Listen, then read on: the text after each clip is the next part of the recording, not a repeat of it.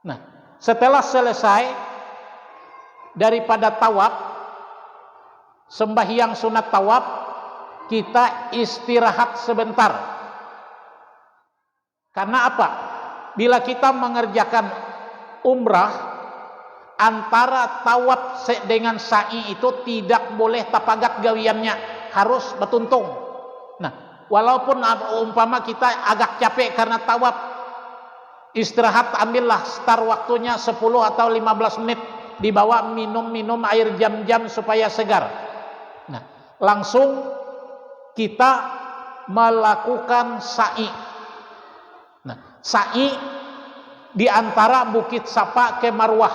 Nah, Bukit Safa ke Marwah itu kurang lebih jaraknya 420 meter antara Bukit Safa dengan Marwah. Palihatan aja nang parak, padahal ngingil batis. Kemarin sudah ulun jelaskan, kalau memulai start tawaf jangan melihat orang empat berputar aja, berputar juga kita. Harus kita mulai start tawaf itu dari Bukit Safa, jajaki dulu tumit. Hanyar berputar. Disunatkan ramal, lari kecil bila kosong. Bila bakajal kada usah lari. Nang disunatkan ramal ini, lari kecil ini 3 putaran pertama. Itu apabila memungkinkan. Kenapa? Maka di situ berlari. Karena kita tiba dengan perbuatan Siti Hajar yang lari mencari air antara Bukit Safa dengan Marwah. Setelah Siti Hajar berdiri di Bukit Safa, melihat di Marwah ini ada pancaran, seolah-olah itu mata air, lari. Setelah sampai Marwah, kadada banyu, di Bukit Safa seolah-olah ada pancaran. Nah, makanya itu sa'i itu sebenarnya gambaran perbuatan Siti Hajar lari-lari mencari air karena memikirkan anaknya Ismail yang sedang kehausan. Nah, jadi hakikat daripada sa'i itu menggambarkan perjalanan hidup. Artinya apa? Hidup itu kalau mau sukses, jangan sekali gawi, berulang-ulang kali.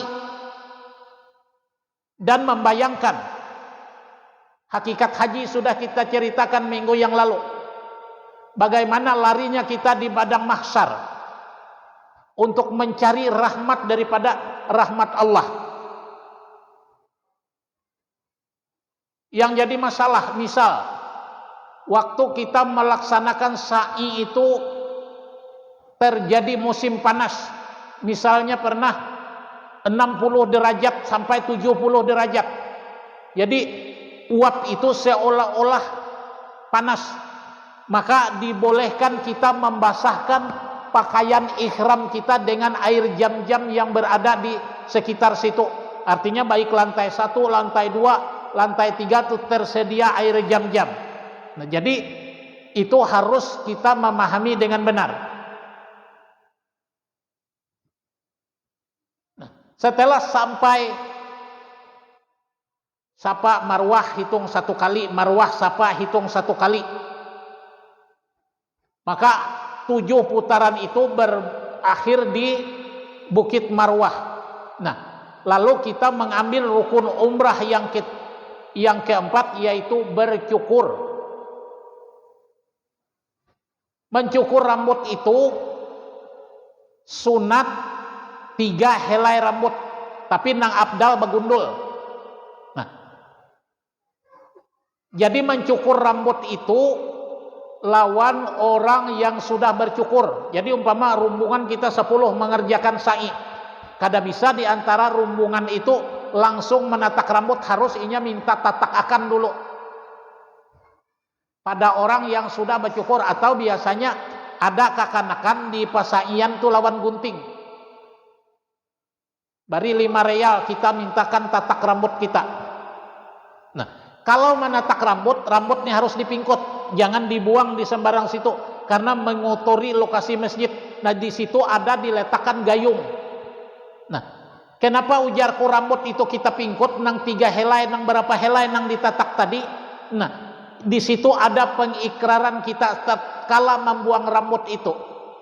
Ucapkan kalimat tauhid di situ, doanya, ya Allah, aku termasuk orang yang mengesahkan Engkau dan mengakui Rasul Engkau, dan aku mengikuti sunnah nabimu.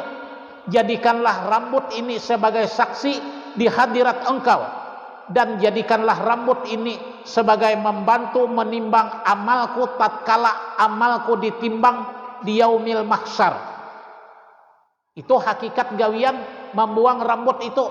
Nguntingin jadi bekia karena memang rumus CKKT, tapi gawian harus ada hakikatnya. Nah, setelah itu tertib melaksanakan ketentuan manasik sesuai dengan aturan yang ada. Rukun umrah tidak dapat ditinggalkan. Artinya kalau pengbapagat umpama dari ihram guring dulu 24 jam di hotel. Nah, itu artinya terputus. Jadi mengerjakan umrah harus tertib. Setelah berumrah, setelah memakai ihram, langsung kita menuju masjid melaksanakan tawaf, melaksanakan sa'i, bercukur. Jadi rukun itu harus dikerjakan secara berurutan, tidak boleh terputus. Ini gawian umrah. Jadi umrah, sekali lagi saya ulangi, kewajiban umrah berikhram dari mikat. Mikat tadi artinya tempat melapalkan niat atau mengambil niat. Jadi kalau kita dari Indonesia di atas negara Yaman yang bernama Yalamlam, di atas pesawat, dalam pesawat. Nah, kalau kita sudah masuk Mekah untuk melaksanakan umrah sunat, kita keluar mengambil mikat ke sebuah tempat yang bernama Masjid Aisyah di Tanim, atau ke Jiranah, atau ke Hudaybiyah. Jadi di Mekah 3 tempat itu kalau kita sudah masuk Mekah. Nah, kalau kita berada di Mekah, dianjurkan kita untuk umrah itu berkali-kali. Jadi ulun suah dengan amang kuapa kami riki hayak umrah. Saya niat dari Banjar itu kalau sampai Mekah saya niat lakukan umrah 40 kali. Cuma sadang uyuhnya. Besokan tulak ke Tanim, ambil mikat. Tawaf sa'i, pas Johor ampih. Habis Johor tulak pulang ke Jiranah, melakukan mikat. Umrah pulang. Malam hari umrah. Karena apa? Ada hadis yang mengatakan dari umrah yang satu ke umrah yang lain itu menghapus dosa. Nah, jadi selama kita berada di Mekah, boleh kita berkali-kali melakukan umrah. Jadi dalam yang tadi lupa saya jelaskan, di saat memakai ihram itu ada larangan orang yang melaksanakan ihram. Pertama, orang yang memakai ihram tidak boleh memakai harum-haruman. Di saat memakai ihram dilarang untuk menutup kepala.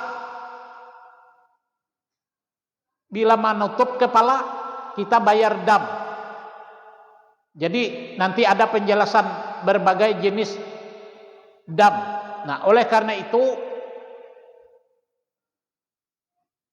di saat kita melakukan pekerjaan umrah itu kalau dikerjakan dihitung waktunya kurang lebih 4 atau 5 jam selesai.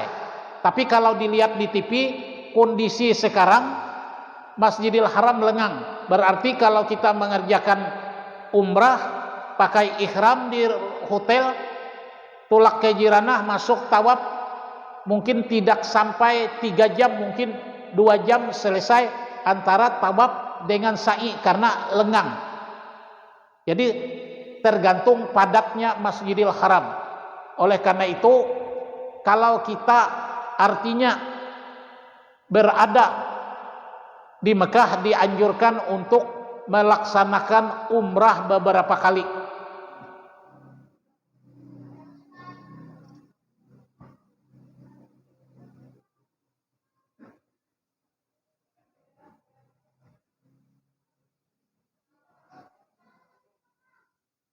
Jadi menyangkut pakaian ihram lagi.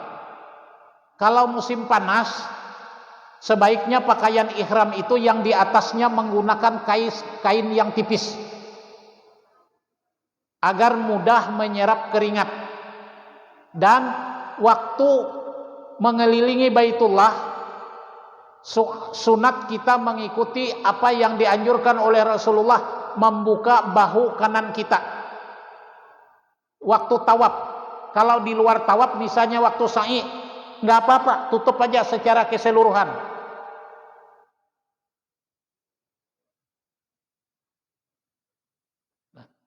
Kalau tawaf bagi wanita, pakaiannya sebagaimana pakaian biasa. Jadi bagi wanita tidak apa-apa memakai yang berjahit, pakaian biasa. Yang penting menutup aurat.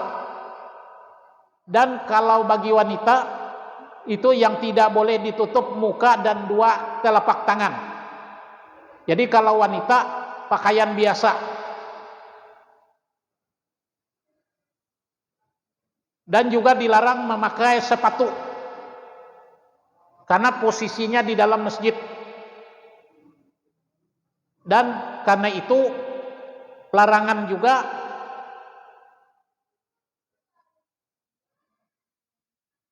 memakai pakaian biasa. Nah, berbeda dengan tawaf sunat.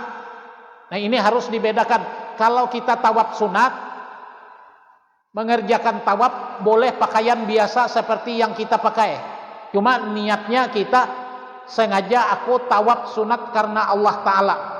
Nah, jadi setiap memasuki Masjidil Haram tuh kalau mampu kita melaksanakan tawaf sunat kalau mampu, kalau sehat. Nah, kalau tidak mampu kita masuk masjid tidak bisa melaksanakan tawaf sunat, maka kerjakanlah sembahyang sunat tahiyatul masjid 2 rakaat. Nah, kalau orang sehat, orang mampu setelah memasuki Masjidil Haram tidak usah mengerjakan sembahyang sunat tahiyatul masjid, langsung mengerjakan tawaf. Jadi bagi wanita dilarang memakai kaos tangan. Jadi harus telapak tangan ini terbuka, jangan tertutup. Dan menutup muka memakai cadar atau masker itu dilarang. Tapi keputusan pemerintah Saudi juga membolehkan pakai masker bagi wanita karena Covid. Itu ada terbaru saya lihat. Jadi larangan di saat ihram memotong kuku dan mencukur atau mencabut bulu badan. Nah, kalau mencabut bulu badan itu dam, memburu binatang buruan itu di saat kita ihram umrah atau haji. Membunuh dan menganiaya binatang darat dengan cara apapun, misalnya ada semut. Melakukan nikah di saat berpakaian ihram dilarang. Bercumbu atau bersetubuh, mencaci, bertengkar atau mengucapkan kata-kata yang kotor. Di saat kita memakai ihram itu dilarang mencaci maki, berkata yang tidak baik. Ini ada gawian orang sambil tawaf sambil memandiri kawan, nang itu jar kuring aja gawian di hotel, kada ada tahu urusan, padahal rahat tawaf sunat. Nah, jadi hati-hati kalau kita mengerjakan haji dan umrah di tanah suci Mekah. Karena apa? Betul sembahyang di Masjidil Haram tuh pahalanya 100.000, tapi kalau kita berbuat maksiat 100.000 kali juga. Makanya setannya nang datang ke situ profesor doktor semuaan. Nah, ini penjelasan tentang cara-cara melaksanakan umrah. Mudah-mudahan minggu depan kita menjelaskan masalah mengerjakan haji. Mudah-mudahan Allah memberikan kepahaman kepada kita Mudah-mudahan bala dan bencana dijauhkan dari tempat kita, dan mudah-mudahan kita diberikan oleh Allah kemurahan rezeki, bekal kita beribadah lawan Allah, dan di akhir hayat kita menjadi hamba-hamba Allah yang husnul khatimah. Hasbunallah